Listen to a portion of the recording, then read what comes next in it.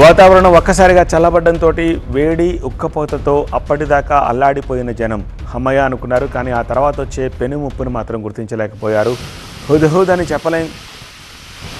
ఆ హుద్హుద్ తాలూకు చీకటి రోజులను మాత్రం మరోసారి గుర్తు చేసింది విశాఖలో నిన్న కురిసిన భారీ వర్షం.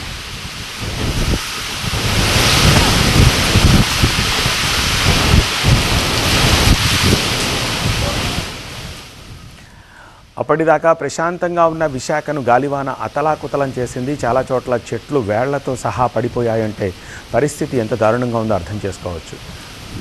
కేవలం గంటలోనే విశాఖను వరుణుడు వణికించేశాడు.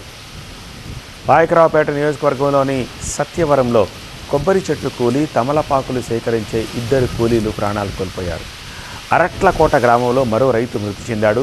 ముకుందరావుపేటలో ఇంటి రేకులు పడి 2 మహిళలు తీవ్రంగా గాయపడ్డారు. ఈ గాలుల ప్రభావంతో భారీగా ఆస్తి నష్టం సైతం వాటిల్లింది.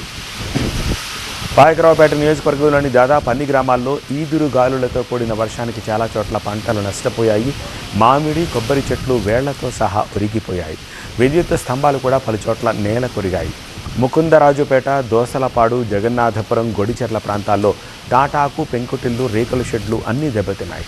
చీడిక, కొత్తూరు, డొంకాడ ప్రాంతాల్లో అరటి, బొప్పాయి నేలవాలాయి. వర్ష బీభత్సానికి 3 మృతి చెందడంతో హోంమంత్రి అనిత దిగ్భ్రాంతి వ్యక్తం చేశారు. ఈదురు గాలుల సమయంలో ఎవరూ బయటకు రావద్దని, మరి ముఖ్యంగా రైతులు పొలాలకు వెళ్లొద్దని సూచించారు.